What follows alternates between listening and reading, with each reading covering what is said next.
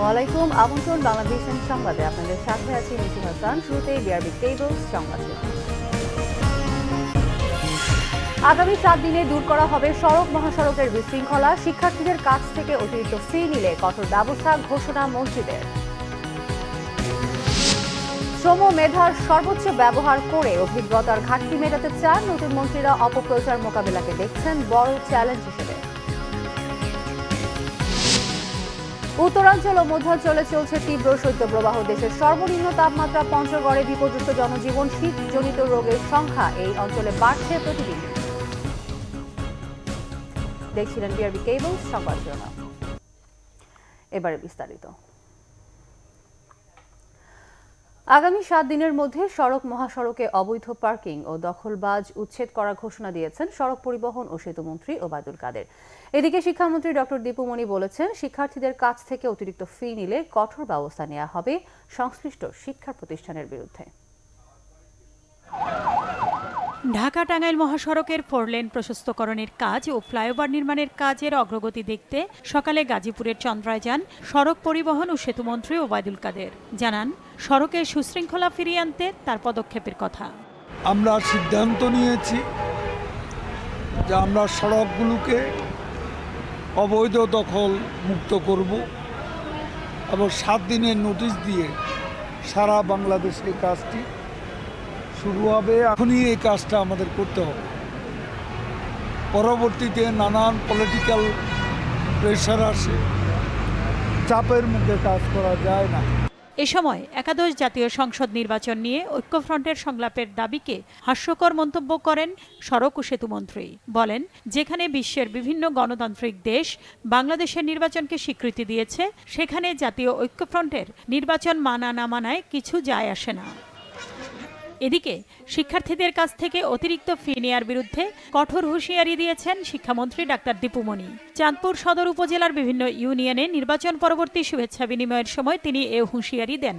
কোনো ক্ষেত্রে যদি অতিরিক্ত ফি আদায় হয় এবং তার যদি আমরা অভিযোগ পাই এবং প্রমাণ আমরা যদি পাই, তাহলে অবশ্যই এ ব্যাপারে যথোপযুক্ত ব্যবস্থা নেব। তার মধ্যে অবশ্যই শিক্ষার মান উন্নয়ন, এটি আমাদের একটি খুব বড় দায়িত্ব হিসেবে আমরা নিয়েছি। অন্যদিকে শিক্ষার গুণগত মান নিশ্চিতে সংশ্লিষ্ট সকলের সহযোগিতা চেয়েছেন শিক্ষা উপমন্ত্রী মহিবুল হাসান চৌধুরী। চট্টগ্রামের সার্কিট হাউস মিলনায়তনে সংবাদ সম্মেলন করেন তিনি। প্রশ্ন ফাঁসকে চ্যালেঞ্জ হিসেবে নিয়ে কঠোরভাবে দমনের আশ্বাসও দেন উপমন্ত্রী। স্থানীয় সরকার, পল্লী উন্নয়ন ও সমবায় মন্ত্রী মোহাম্মদ তাজুল ইসলাম বলেছেন, আগামী 5 বছর হবে বাঙালি জাতির জীবনের অত্যন্ত চমকপ্রদ বছর। সারা পৃথিবীকে তাক লাগিয়ে দেবার 5 বছর। শুক্রবার নিজ নির্বাচনী এলাকা কুমিল্লার মনোহরগঞ্জ লাকসামের জনগণের কাছে এ প্রত্যাশা ব্যক্ত করেন তিনি। গ্রামগঞ্জের সব ক্ষেত্রে উন্নত জীবনের সকল সুবিধা পৌঁছানোর আশ্বাসও দেন মন্ত্রী। পরে তাজুল ইসলাম মা বাবার কবর জিয়ারত করেন এবং দলীয় নেতাকর্মীদের সাথে শুভেচ্ছা বিনিময় করেন। পরিকল্পনা মন্ত্রীর দায়িত্ব নিয়ে প্রথমবার সিলেটে গেছেন এম এ মান্নান।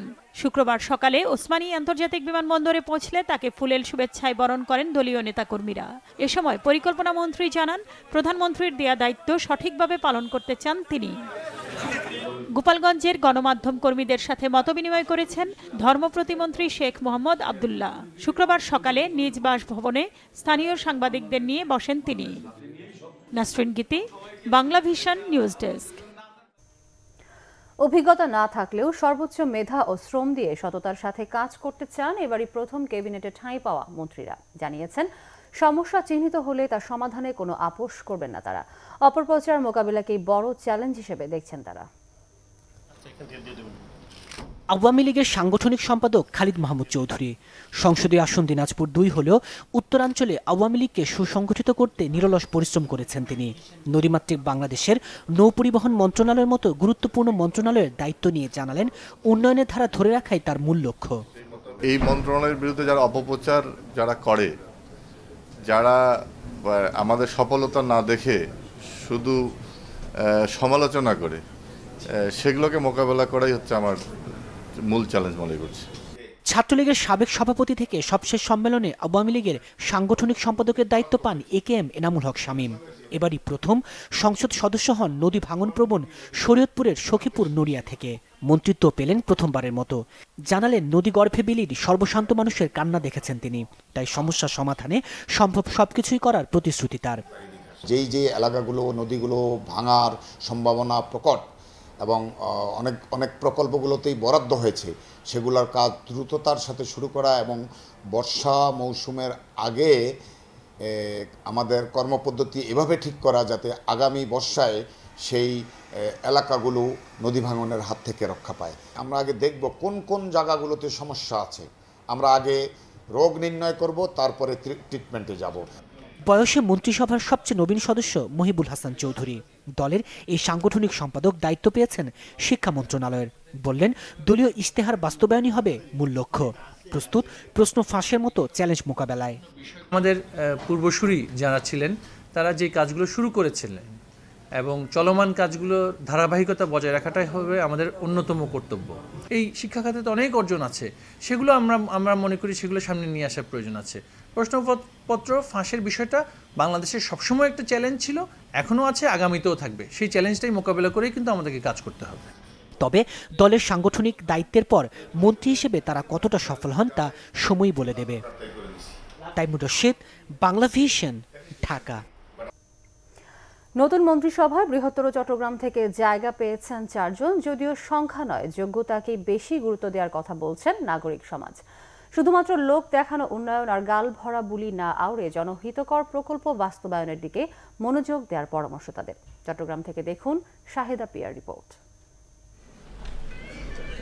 প্রতিমন্ত্রী থেকে কেউ হয়েছেন পূর্ণমন্ত্রী, আবার মন্ত্রিসভায় যুক্ত হয়েছে একেবারে নতুন মুখ। নবম সংসদের বন ও পরিবেশ মন্ত্রী ডক্টর হাসান মাহমুদ এবার পেয়েছেন তথ্য মন্ত্রণালয়ের দায়িত্ব। গেলবারে সাইফুজ্জামান চৌধুরী জাবেদ ভূমি প্রতিমন্ত্রী হলেও এবারে হয়েছেন একই মন্ত্রণালয়ের পূর্ণমন্ত্রী। আর মন্ত্রিসভার চমকদের একজন নতুন মুখ মহিবুল হাসান চৌধুরী নওফেল পেয়েছেন শিক্ষা মন্ত্রণালয়ের উপমন্ত্রীর দায়িত্ব। এই 3 জন ছাড়াও পার্বত্য চট্টগ্রাম বিষয়ক প্রতিমন্ত্রী বীর বাহাদুর উসই সিংকে এবার করা হয়েছে ওই মন্ত্রণালয়ের পূর্ণমন্ত্রী। নতুন মন্ত্রীরা চট্টগ্রামে নানা সমস্যা সমাধান করে সত্যিকারের বাণিজ্যিক রাজধানী হিসেবে গড়ে তুলবে চট্টগ্রামকে, এমন প্রত্যাশা স্থানীয়দের। জলবদ্ধতা আছে, ওগুলো কাজ করবে, উন্নয়ন কাজ করবে। আমাদের তো এখন তো উন্নয়ন কাজ চলতেছে, যে বাকি কাজগুলো আছে ওগুলো ইনশাল্লাহ আমাদের কাজ সফল হবে। এডুকেটেড ছেলেরাও কিন্তু রাস্তাটা ঘুরতেছে, ভালো একটা জব পাচ্ছে না, তো ওই সুবিধাটা যদি ওনারা ব্যবস্থা করে দেয় তাহলে আমাদের জন্য ভালো হয় আর কি। ফুটপাতটা দোকানদার থেকে দখলমুক্ত করা আর রাস্তাটা যথাযথভাবে যানবাহন চলার জন্য উপযোগী করে দেওয়া। জনহিতকর প্রকল্প বাস্তবায়নের দিকে মনোযোগ দেওয়ার পরামর্শ দিয়েছেন বিশ্লেষকরা। বেকাররা বিভিন্ন মাদক ব্যবসার সাথে যুক্ত হচ্ছে এবং তথ্য প্রযুক্তি আসক্তিতে যুক্ত হয়ে যাচ্ছে, তাদেরকে কর্মসংস্থানের ব্যবস্থা করা। আর সবচেয়ে চট্টগ্রাম নগরের যে সমস্যা সেটা হচ্ছে জলাবদ্ধতা এবং যানজট, এই দুইটা থেকে নিরসন অতি জরুরি। নবম সংসদে চট্টগ্রাম থেকে মন্ত্রিসভায় ঠাঁই পেয়েছিলেন 3 জন, আর দশম ও একাদশ সংসদে 4 জন। শাহিদা পিয়া, বাংলা ভিশন, চট্টগ্রাম। তীব্র শৈত্যপ্রবাহে দেশের উত্তরাঞ্চলে এখন কাঁপন ধরানো শীত, মধ্যাঞ্চলেও প্রায় একই অবস্থা। ঘন কুয়াশা আর হিমেল হাওয়ায় প্রায়ই দেশের সর্বনিম্ন তাপমাত্রা বিরাজ করছে পঞ্চগড়ে। বিপর্যস্ত হয়ে পড়েছে জনজীবন। পঞ্চগড় ও ঠাকুরগাঁওয়ে প্রতিদিনই বাড়ছে ডায়রিয়া, নিউমোনিয়া, শ্বাসকষ্ট সহ শীতজনিত রোগীর সংখ্যা। হাড় কাঁপানো শীত আর ঘন কুয়াশায় সর্বোত্তরের জেলা পঞ্চগড়ের জনজীবন বিপর্যস্ত। 13 দিন ধরে এ জেলায় চলছে দেশের সর্বনিম্ন তাপমাত্রা। বিপাকে খেটে খাওয়া সাধারণ মানুষ। খড়কুটার আগুনে শীত নিবারণের চেষ্টা তাদের। প্রচণ্ড শীত, যে সন্ধ্যা থেকে সকাল পর্যন্ত আমরা মনে করেন যে ঘর থেকে বাইরে তো বাইরে না, শীতে ৬৭ বছর বয়স, চলাফেরা তো করা যায় না বাড়ি, শীত।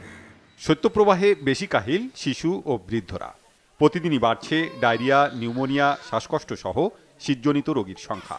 চিকিৎসক ও জনবল সংকটের মধ্যেও সামর্থ্য অনুযায়ী চিকিৎসা দিচ্ছে হাসপাতাল কর্তৃপক্ষ।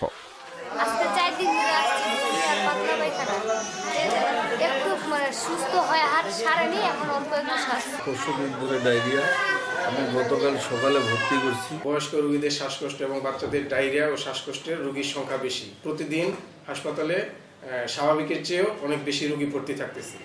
এদিকে ঠাকুরগাঁওয়ে দিনের বেশিরভাগ সময় কুয়াশায় ঢাকা থাকছে চারদিক। শীতে বেশি আক্রান্ত শিশুরা। হাসপাতালে শীতজনিত শিশুরোগীর সংখ্যা বেড়েছে 10 গুণ। 18 শয্যার শিশু বিভাগে ভর্তি আছে 172 শিশু। সেবা দিতে হিমশিম খাচ্ছে হাসপাতাল কর্তৃপক্ষ। পাতলা পায়খানা, এজন্য সংস্থার জন্য এখানে আসা হয়েছে। চিকিৎসা সেবার পাশাপাশি আমরা রোগীদের কাউন্সিলিং করতেছি, মেসেজ দিচ্ছি যে তারা বাচ্চাদের কীভাবে যত্ন করবে, বাসায় গিয়ে বাচ্চাদের নার্সিং করবে কীভাবে, এবং এই রোগগুলো ডায়রিয়াটা কীভাবে ছড়ায়, নিউমোনিয়াটা কীভাবে ছড়ায়, এই সম্পর্কে আমরা তাদের স্বাস্থ্য সচেতন করছি, স্বাস্থ্য সেবা দিচ্ছি এবং স্বাস্থ্য জ্ঞান দিচ্ছি। এদিকে চুয়াডাঙ্গায় বইছে মাঝারি শৈত্যপ্রবাহ। প্রতিদিনই কমছে তাপমাত্রা। রাত থেকে বৃষ্টির মতো ঝরছে কুয়াশা। এত শীত পড়ছে, বর্তমান 2-10 বছরের মধ্যে এরকম শীত পড়েনি। সবচেয়ে বেশি দুর্ভোগে খেটে খাওয়া মানুষ। Banglavision news desk. দীর্ঘ 66 বছর পর চলতি মাসে খুলনা থেকে মংলায় স্থানান্তরিত হচ্ছে কাস্টমসের পূর্ণাঙ্গ কার্যক্রম। কাস্টমস কর্তৃপক্ষের আশা এর ফলে ভোগান্তি কমবে, বন্দরের ব্যবসায়ীদের আমদানি রপ্তানিও বাড়বে মংলায়। তবে ব্যবসায়ীরা বলছেন ব্যাংকিং সুবিধা না থাকায় দুর্ভোগ কমছে না তাদের। 1952 সালে যাত্রা শুরু মংলা বন্দরের। আর বন্দরের আমদানি রপ্তানি বাণিজ্যে রাজস্বের পরিমাণ নির্ধারণ করে কাস্টমস কর্তৃপক্ষ। কিন্তু মংলা বন্দর থেকে 42 কিলোমিটার দূরে খুলনায় ছিল কাস্টমসের সকল কার্যক্রম। এতে নানামুখী দুর্ভোগ পোহাতে হচ্ছিল ব্যবসায়ীদের। তাদের দীর্ঘদিনের দাবির প্রেক্ষিতে 20 জানুয়ারি মংলায় স্থানান্তর হচ্ছে কাস্টমসের কার্যক্রম। কর্তৃপক্ষের আশা এর ফলে ব্যবসায়ীদের সুযোগ সুবিধা আর বন্দরের কার্যক্রম আরও গতিশীল হবে। এখানে পরীক্ষণ হতো এবং শুল্কায়নটা খুলনাতে হতো। তো এখন যখন এখানে পরীক্ষণ এবং শুল্কায়ন একই সাথে ব্যবসায়ীরা পাচ্ছে, সেহেতু আশা করছি আমাদের এতে পোর্টের কার্যক্রমের গতিশীলতা বাড়বে এবং ব্যবসায়ীদের জন্য এটা সহজ হবে। ব্যবসায়ীরা বলছেন রাজস্ব পরিশোধের জন্য মংলায় ব্যাংকিং সুবিধা না দিলে কাস্টমসের কার্যক্রম স্থানান্তরে তেমন একটা ভোগান্তি কমবে না। কাস্টমস পোর্ট যদি সব এক জায়গায় থাকে তখন দেখা যায় সুবিধাটা বেশি ভালো হয়। শুধু কাস্টম আসলেই হবে না, আপনার মনে করেন ব্যাংক, শিপিং এজেন্ট সবই এখানে আসা লাগবে। তাহলে আমরা ইম্পোর্টারদের আপনার উপকৃত করতে পারবো। বন্দর ব্যবহারকারীরা বলছেন কাস্টমসের মতো মংলায় সরকার অনুমোদিত সকল ব্যাংকের শাখা স্থাপন করলেই পূর্ণাঙ্গ হবে মংলা বন্দর। তখনই অবসান হবে বন্দরের ব্যবসায়ীদের দীর্ঘদিনের ভোগান্তির। Banglavision news desk. নিচ্ছি সিবিসি টাইলস সংবাদ বিরতি, সাথেই থাকুন, ফিরে এসে থাকছে।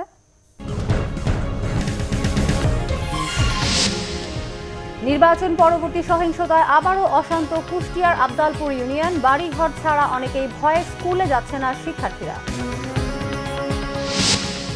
জাহাঙ্গীরনগর বিশ্ববিদ্যালয়ের ঝিলগুলো মুখর দেশীয় আর অতিথি পাখির কলকাকলিতে।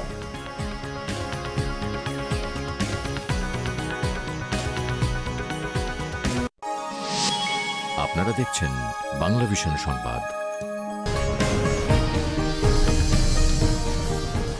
স্বাগত আরও একবার বাংলাভিশন সংবাদে। নির্বাচন পরবর্তী সহিংসতায় আবারও অশান্ত হয়ে উঠেছে কুষ্টিয়ার 11 নং আবদালপুর ইউনিয়ন। 6 জানুয়ারি আওয়ামী লীগের দুপক্ষের সংঘর্ষের ঘটনায় বাড়িঘর ছাড়া অনেকেই ভয়ে স্কুলে যাচ্ছে না শিক্ষার্থীরা। পরিস্থিতি নিয়ন্ত্রণে প্রশাসনের তৎপরতা থাকলেও আশ্বস্ত হতে পারছেন না এলাকাবাসী। পরিস্থিতির দ্রুত অবসান চান তারা। সদ্য শেষ হওয়া একাদশ জাতীয় সংসদ নির্বাচনে ভোট দেয়া নিয়ে কথা কাটাকাটির জেরে 6 জানুয়ারি আওয়ামী লীগের দুপক্ষের সংঘর্ষ, হত্যা, ঘরবাড়ি ভাঙচুর ও লুটপাটের ঘটনা ঘটে। এরপর থেকে আতঙ্কের জনপদে রূপ নিয়েছে আবদালপুর ইউনিয়ন। স্থবির হয়ে পড়েছে জনপদের হাট বাজার। শিক্ষা প্রতিষ্ঠানেও নেই স্বাভাবিক চিত্র। আমরা যখনই পড়তে বসি তখনই এই হয় যে গ্যাঞ্জাম আবার শুরু, এরকম হয়। তারপরে স্কুল প্রাইভেট মাস্টাররা ঠিক মতো আসছে না, বন্ধ হয়ে যাচ্ছে সবকিছু। সবাই স্কুলে আসুক, ক্লাস করুক, আনন্দে স্কুল করুক। আমাদের স্কুল থেকেও 114 জন পরীক্ষার্থী আছে। তারাও যদি এই আতঙ্কের মধ্যে দিন কাটায় তাহলে তাদের পরীক্ষার ক্ষেত্রেও অনেকটা বিঘ্ন সৃষ্টি হবে। অভিভাবকরা নিরাপত্তা নিয়ে উদ্বিগ্ন। অনেকেই ছেড়েছেন বাড়িঘর। শান্তিপূর্ণ পরিবেশ চায় এলাকাবাসী। মারামারি হয়ে গেছে, চিল্লা হয়ে যে খুন খারাপ হয়ে যাচ্ছে। গ্রামেরা কিছু হলে তো ভয় লাগে। পরিস্থিতি স্বাভাবিক করতে শিগগিরই নেতাকর্মীদের সাথে বসবেন বলে জানিয়েছেন জেলা আওয়ামী লীগ নেতা। যারা আজকে আওয়ামী লীগের সঙ্গে সম্পৃক্ত আছে প্রত্যেকেই আমার হাতে যোগদান করানো, কিন্তু নিজেদের আধিপত্য বিস্তার করার জন্যই সামাজিক দ্বন্দ্ব প্রকট আকার ধারণ করে আমাদের ডেকে আমরা সমাধান করতে চাই, করব। এলাকায় শান্তি ফেরাতে সব ব্যবস্থা নেওয়া হয়েছে বলে জানিয়েছে পুলিশ। প্রাইমারি থেকে শুরু করে হাই স্কুল সবাই বাচ্চারা যাতে সঠিকভাবে পড়াশোনা করতে পারে, তাদের সামনে যে পরীক্ষা, এই পরীক্ষাটা যেন তাদের কোনো বিবাদ না হয়, সেই পাশে আমরা কুষ্টিয়া জেলা পুলিশ আছে। বারবার সংঘর্ষ, হামলা, ভাঙচুর, অগ্নিসংযোগ ও লুটপাটের ঘটনায় সবসময়ই চরম ক্ষতির মুখে পড়ে গ্রামের সাধারণ মানুষ, বিশেষ করে নারী, শিশু ও শিক্ষার্থীরা। Bangla vision news desk. Jahangirnagar বিশ্ববিদ্যালয়ের ঝিলগুলো মুখর হয়ে উঠেছে দেশীয় পাখিসহ বিভিন্ন দেশ থেকে আসা শীতের পাখির কলকাকলিতে। প্রাণ ভরে প্রাকৃতিক এই সৌন্দর্য উপভোগ করছেন দর্শনার্থী সহ ক্যাম্পাসবাসী। এছাড়া শত শত প্রজাতির পাখি দেখা নিয়ে আজ বিশ্ববিদ্যালয়ে বসেছে পাখি মেলা। শীত এলেই প্রাণ খুঁজে পায় জাহাঙ্গীরনগর বিশ্ববিদ্যালয়ের লেকগুলো। শীত প্রধান দেশ থেকে বেঁচে থাকার তাগিদে ছুটে আসা হাজারো পাখির কলতানে এখন মুখরিত সবুজ ঘেরা এই ক্যাম্পাস। রং বেরঙের পাখিদের এমন ঝাঁক বেঁধে উড়ে চলার দৃশ্য প্রকৃতিপ্রেমীদের মনে এনে দেয় প্রশান্তি। লাল শাপলার ফাঁকে পাখির জলকেলি দেখতে প্রতিদিনই ক্যাম্পাসে ছুটে যান পাখি প্রেমীরা। অতিথি পাখির কিচিরমিচিরের ঘুম ভাঙে এখানকার শিক্ষার্থীদের। প্রতিদিন ঘুম থেকে ওঠার পর থেকে যে পাখির ডাকে ঘুম ভাঙাটা যে কতটা আনন্দের, সুখের, সেটা হচ্ছে এখানে থাকলেই বোঝা যাবে। এই যে একটা ন্যাচারাল একটা ফিলিংস, এটা আসলে ভাষায় প্রকাশ করে বোঝানোর মতো না। ডাকেই মূলত আমাদের ক্যাম্পাসটা এমনটাই মুখরিত, আমরা খুবই আমাদের অল টাইম পাখির ডাকের মধ্যেই আমরা থাকি। পাখির কলকাকলির সাথে যোগ হয়েছে পাখি মেলা। মেলায় দর্শনার্থীদের ভিড় লক্ষণীয়। আমাদের দেশের পাখি এবং প্রকৃতি সম্পর্কে সুন্দর একটা পরিবেশ তৈরি হয়েছে, যেটা আমাদেরকে অনেক অনুপ্রাণিত করবে আমাদের জীব বৈচিত্র্য সম্পর্কে। পরিবেশটা পাখির জন্য অনুকূলে নয়, এই কারণে পাখির আশাটা কমে যাচ্ছে। জীববৈচিত্র্য রক্ষায় এই পাখি মেলার আয়োজন করেছে বিশ্ববিদ্যালয়ের প্রাণীবিদ্যা বিভাগ। এবার 18তম পাখি মেলা হচ্ছে। তা আমরা এই শীতের সময়টা জাহাঙ্গীরনগর বিশ্ববিদ্যালয়ের পাখি মেলা হয়, সেটা আমরা সবাই জানি এবং আমরা অপেক্ষায় থাকি কবে আমাদের এই দিনটি আসবে। পাখি মেলা একটা আন্দোলন, জীববৈচিত্র্য সংরক্ষণের আন্দোলন। আমরা পাখি মেলার মাধ্যমে সাধারণ মানুষের মধ্যে জীববৈচিত্র্য সংরক্ষণের জন্য এক ধরনের সচেতনতা তৈরির চেষ্টা করি। পাখিদের এই অভয়ারণ্যে এসে কিছুটা সময়ের জন্য হলেও মানুষ ভুলে যেতে পারে তার চারপাশের নানা যন্ত্রণা। সেটিই যেন প্রমাণ করেছে এই পাখি উৎসব। জাহাঙ্গীরনগর বিশ্ববিদ্যালয়ের লেকগুলোতে পাখিদের অবাধ বিচরণ নির্বিঘ্ন করতে পারলেই পাখির সংখ্যা বাড়বে বলে আশা করছেন পাখি প্রেমীরা। Bangla vision news desk. এবার দেশের আরও কিছু খবর নিয়ে একটি ডেস্ক রিপোর্ট।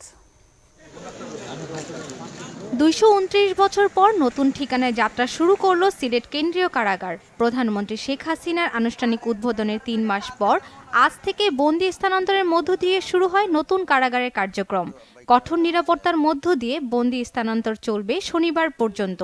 ২০০০ বন্দির ধারণ ক্ষমতা সম্পূর্ণ নবনির্মিত সিলেট কেন্দ্রীয় কারাগার গত বছরের ১ নভেম্বর উদ্বোধন করেন প্রধানমন্ত্রী শেখ হাসিনা। ফেনী গার্লস ক্যাডেট কলেজের প্রাক্তন ক্যাডেটদের নিয়ে ৩ দিনব্যাপী পূর্ণমিলনীর আয়োজন করা হয় আজ। এর উদ্বোধন করেন সেনাবাহিনীর প্রধান লেফটেন্যান্ট জেনারেল আজিজ আহমেদ। পরে সেনাপ্রধান ও প্রাক্তন ক্যাডেটরা বৃক্ষরোপণ করেন। এদিকে কিশোরগঞ্জের বাজিতপুরে গুলিতে 2 জন নিহত হয়েছে। নিহতদের মধ্যে একজন ডাকাত ও অন্যজন মাদক ব্যবসায়ী বলে দাবি পুলিশের। শর্মিলা কেয়া, বাংলা ভিশন নিউজ ডেস্ক।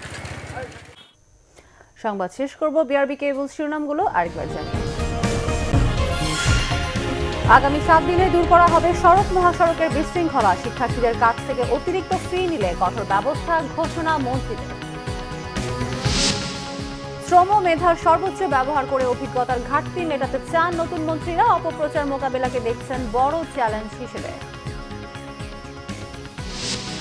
উত্তরাঞ্চল ও মধ্যাঞ্চলে চলছে তীব্র শৈত্যপ্রবাহ। দেশের সর্বনিম্ন তাপমাত্রা পঞ্চগড়ে। বিপর্যস্ত জনজীবন। শীতজনিত রোগীর সংখ্যা বাড়ছে প্রতিদিন। এই ছিল এখনকার মতো। পরের সংবাদ সন্ধ্যা 7:30। এর আগে 6টায় রয়েছে নিউজ টপ 10, দেখার আমন্ত্রণ রইল। এছাড়া ফেসবুকে বাংলাভিশন সংবাদ সরাসরি দেখতে লগ ইন করতে পারেন facebook.com/বাংলাভিশনে। এতক্ষণ সঙ্গে থাকায় ধন্যবাদ।